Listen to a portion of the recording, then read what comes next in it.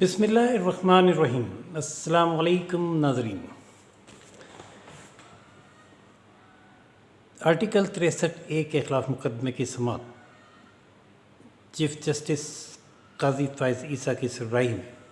5 رکنی بینچ نے کی، اور اس 5 رکنی بینچ میں جسٹس منیب اختر جو کہ اس فیصلے کے مصنف ہیں انہوں نے شرکت نہیں کی، اور ان کی شرکت نہ کرنے کی ظاہر وجہ جو انہوں نے بنائی وہ یہ تھی کہ جناب بینچ رولز کے مطابق نہیں بنا۔ ججز کمیٹی میں جسٹس منصور اور علی شاہ کو اور ان کو شامل کیا جانا تھا جو نہیں تھے، اور اس کمیٹی کی جانب سے کانسٹیٹیوٹ کیا گیا، تشکیل دیا گیا بینچ غیر قانونی اور غیر آئینی تھا۔ لیکن حقیقت یہ ہے کہ جسٹس عمر عطا بندیال کی سربراہی میں جب انہوں نے آرٹیکل 63A کے یہ فیصلے 2 بار دیے، اور دونوں بار اس انداز میں دیے کہ اس سے فائدہ ان کے لاڈلے لیڈر عمران خان کو پہنچے، اس وقت نہ انہیں آئین نظر آیا اور نہ اس کی روح نظر آئی، اور نہ یہ نظر آیا کہ وہ آئین کے ساتھ کرنے کیا جا رہے ہیں۔ انہوں نے آئین کے ساتھ وہ کیا جو ان کا اختیار نہیں تھا، یعنی ری رائٹنگ آف دی کانسٹیٹیوشن دوبارہ تحریر کرنا یا اس میں ترمیم کرنے کا اختیار ججز کا نہیں، ناظرین، پارلیمنٹ کا ہے۔ یہ کیسے ہوا اس کی تفصیل میں آپ کو بتاتا ہوں کہ جب عمران خان کے خلاف تحریک عدم اعتماد آ رہی تھی اور یہ خطرہ تھا کہ پی ٹی آئی کے کچھ لوگوں کو حکومت اپوزیشن اپنے ساتھ ملا لے گی اور عمران خان کے خلاف ووٹ دلوا دے گی، تو تب انہوں نے یہ فیصلہ دیا کہ پارٹی لیڈر کی مرضی کے خلاف یا پارٹی پالیسی کے خلاف ووٹ دینے کا مطلب یہ ہوگا کہ ایک تو وہ ووٹ گنا نہیں جائے گا، اور دوسرے ووٹ دینے والا از خود اپنی نشست سے محروم ہو جائے گا۔ یہ فیصلہ آ گیا اور اس کے خلاف کوئی اپیل نہیں کی گئی اس وقت، لیکن اس وقت کی جو اپوزیشن تھی جس میں سرگرم پالیسیاں بنانے والے زرداری تھے، ایک زرداری سب پہ بھاری، انہوں نے پھر یہ کیا کہ پی ٹی آئی کے کسی ایم این اے سے ووٹ نہیں لیا، بلکہ مائنس پی ٹی آئی ہی اپنے ووٹ پورے کیے اور 2 ووٹوں کی اکثریت سے عمران خان کی حکومت گرا دی۔ جس کے بعد ایک اور مرحلہ آیا پنجاب اسمبلی میں حکومت سازی کا، اور اس وقت صورتحال یہ تھی کہ ڈیوائڈ کچھ ایسا تھا کہ قاف لیگ پوری کی پوری وہ اگر پی ٹی آئی کی فیور میں یا پی ٹی آئی کے ساتھ مل کر ووٹ کرتی تو وزیر اعلیٰ چودھری پرویز الہی ہوتے، لیکن اگر قاف لیگ کے ووٹ مائنس کر دیے جاتے تو وزیر اعلیٰ حمزہ شہباز شریف ہوتے۔ الیکشن ہوا، ووٹنگ ہوئی، اور اس کے بعد جو پہلا فیصلہ سپریم کورٹ نے دیا تھا کہ جو پارٹی پالیسی کے خلاف ووٹ دے گا وہ کاؤنٹ نہیں ہوگا اور وہ ایم این اے یا ایم پی اے بھی ڈی سیٹ ہو جائے گا، اس کو استعمال کرتے ہوئے آصف علی زرداری قاف لیگ کے سربراہ چودھری شجاعت حسین سے ملے، اور انہوں نے ان سے ایک خط لکھوایا کہ قاف لیگ جو ان کی جماعت ہے پنجاب اسمبلی میں وہ پی ٹی آئی کی فیور میں یعنی ووٹ نہیں دے گی، بلکہ پی ایم ایل این کو ووٹ دے گی۔ لیکن اور یہ خط جب ووٹنگ کے بعد اسپیکر پنجاب اسمبلی نے پڑھ کر سنایا اور سپریم کورٹ کے فیصلے کے عین مطابق قاف لیگ کے ووٹ کاؤنٹ نہیں کیے، گنتی نہیں کی، اور اس طرح حمزہ شہباز شریف کی اکثریت قرار دی گئی اور وہ وزیر اعلیٰ قرار پائے، جو کچھ ہی عرصہ رہے کیونکہ پی ٹی آئی پھر اپنی فیوریبل عدالت میں چلی گئی، جہاں عمر عطا بندیال صاحب جو عمران خان کو دیکھتے ہی چیک اٹھتے ہیں، ان کا پورا خاندان خواتین سمیت، وہ بھی اپنے جذبات پر قابو نہیں پاتے اور کورٹ میں دیکھ کے گڈ ٹو سی یو کے بغیر نہیں رہتے۔ انہوں نے پھر اس کی سماعت کی، عمر عطا بندیال، جسٹس منیب اختر اور 2 اور میرے ذہن میں نام نہیں ہے کون تھے، اور انہوں نے پھر اپنے ہی فیصلے کے خلاف ایک فیصلہ یہ دیا کہ نہیں، پارلیمانی لیڈر جو ہے وہ پارلیمانی پارٹی کا سربراہ ہوتا ہے، وہ اگر کہے اور پوری کی پوری پارٹی ایک طرف ووٹ دے تو وہ ووٹ کاؤنٹ ہوگا، اور اس پہ ڈیفیکشن کلاس بھی نہیں لگے گی، وہ ڈی سیٹ بھی نہیں ہوگا، لہٰذا وہ دوبارہ ووٹ کاؤنٹ کر کے پرویز الہی وزیر اعلیٰ بن گئے اور ہم تو شہباز شریف ختم ہو گئے۔ یعنی آپ یہ ملاحظہ فرمائیں کہ ایک دفعہ ووٹ کاؤنٹ کرنا اگر عمران خان کے خلاف جا رہا تھا تو کاؤنٹ نہیں ہوگا اور بندہ ڈی سیٹ ہو جائے گا، اور دوسری طرف دفعہ جب ووٹ کاؤنٹ کرنا عمران خان کے حق میں جا رہا تھا تو ووٹ کاؤنٹ ہوگا اور ڈی سیٹ بھی نہیں ہوگا۔ یہ ایک ہی بینچ کے کچھ ہی عرصے میں، میرا خیال ہے 2 یا 3 مہینے کے عرصے میں ایک ہی پوائنٹ پر 2 فیصلے تھے۔ یہ حالت تھی اس زمانے میں بینچز کی اور ججز کی، اور انہوں نے ایسے کانسٹیٹیوشن کو اپنا پاجامہ بنایا ہوا تھا کہ جب دل کیا اتار دیا اور جب دل کیا پہن لیا۔ اس فیصلے کے خلاف اب حکومت اپیل میں گئی، اس فیصلے کے خلاف اب حکومت اپیل میں گئی اور یہ موقف اختیار کیا گیا کہ یہ جو فیصلے تھے جو 2 بار آئے، یہ آئین کے ساتھ ایک کھلواڑ تھا، آئین کو دوبارہ تحریر کرنے کے مترادف تھا۔ اس کو کالعدم قرار دیا جائے، اور جو آئین کے اصل الفاظ ہیں جو یہ ہیں کہ جب کوئی پارٹی کارکن اپنے پارٹی کے منشا کے برعکس ووٹ دے گا تو اس کا ووٹ گنا تو جائے گا، ہو سکتا ہے اس نے اپنے ضمیر کی بات پہ کہ میری پارٹی اس مرحلے پہ یہ کام غلط کر رہی ہے، یہ نہیں، یہ ہونا چاہیے، ووٹ دے دے گا،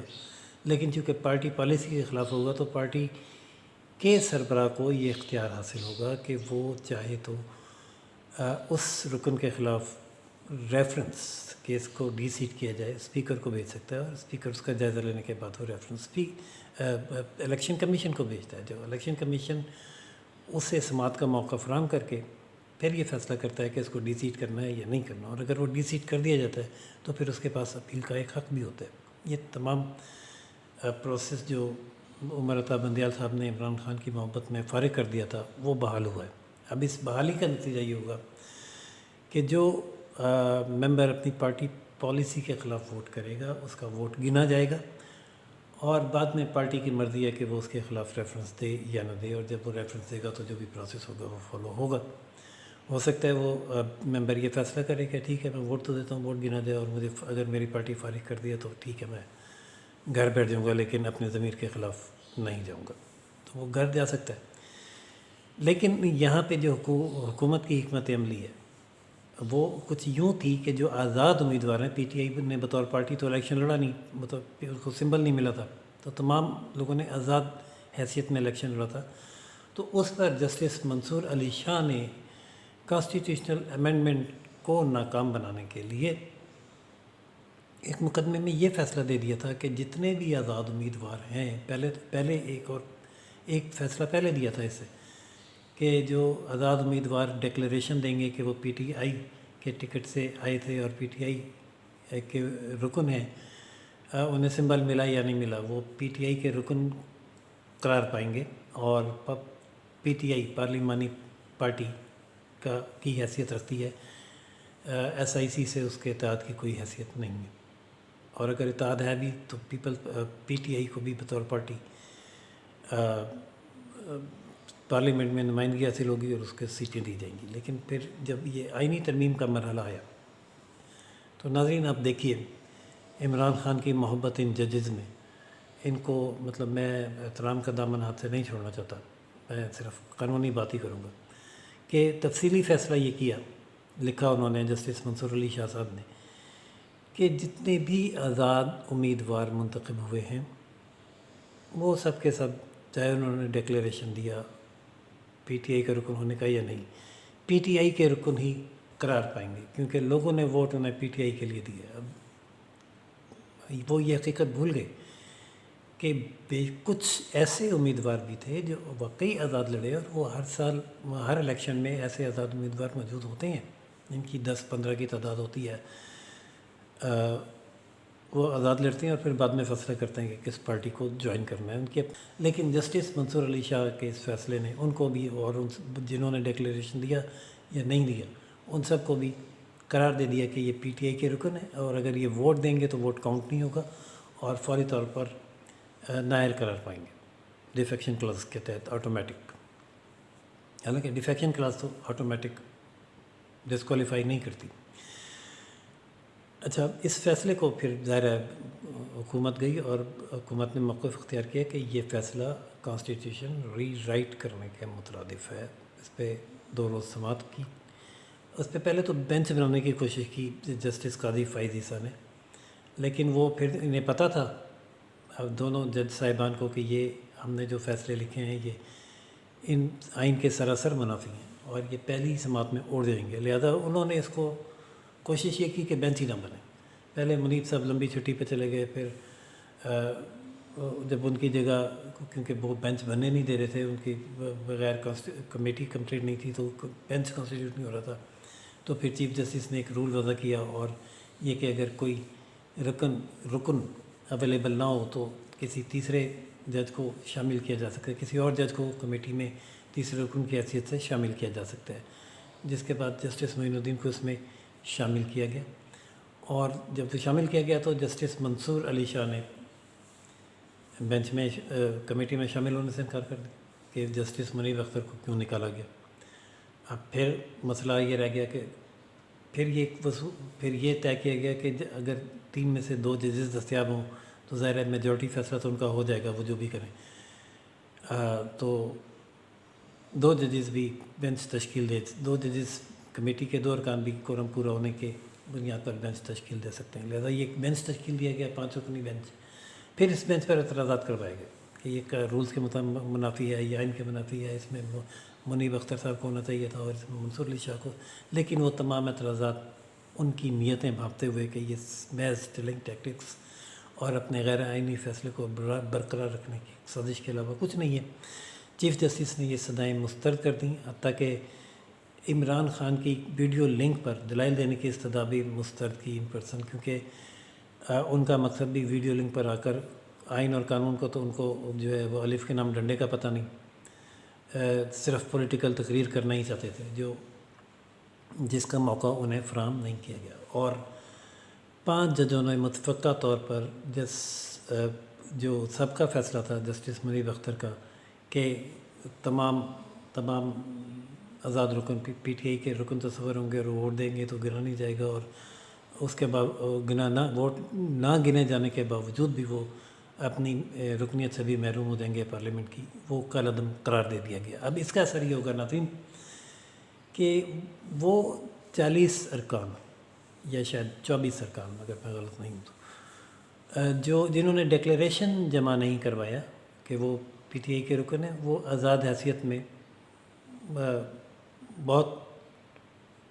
किसी हिचकिचाहट के बगैर आइनी तरीन के हक़ में वोट दे देंगे। और उन पर अगर गौहर अली ख़ान साहब कोई रेफरेंस बनाना चाहेंगे भी तो वो एक वीक रेफरेंस होगा जो कि मुस्तरद हो जाएगा। इस तरह अब जो हुकूमत आइनी तरमीम ला रही थी और जो मौलाना फजलुर रहमान साहब की फ़िक़्ह के पार्टी पॉलिसी के मुताबिक या फ़ैसले के मुताबिक नाकाम हो गई थी, इसको हठधर्मी नहीं कहना चाहिए, या हर एक का हक़ है पार्टी का कि वो अपनी स्वाबदीद के मुताबिक फ़ैसला करे। तो मौलाना की जानिब से ताउन न किए जाने की बिना पर वो पार्लियामेंट में नहीं लाई जा सकी थी। अब वो तरमीम दोबारा पार्लियामेंट में लाई जाएगी और मौलाना साहब के बग़ैर और PTI के बग़ैर 2/3 अक्सरियत के साथ मंजूर करवा ली जाएगी। इजाज़त दीजिए, राशिद हबीब को चैनल लाइक, सब्सक्राइब और शेयर करना ना भूलिएगा। अल्लाह हाफ़िज़।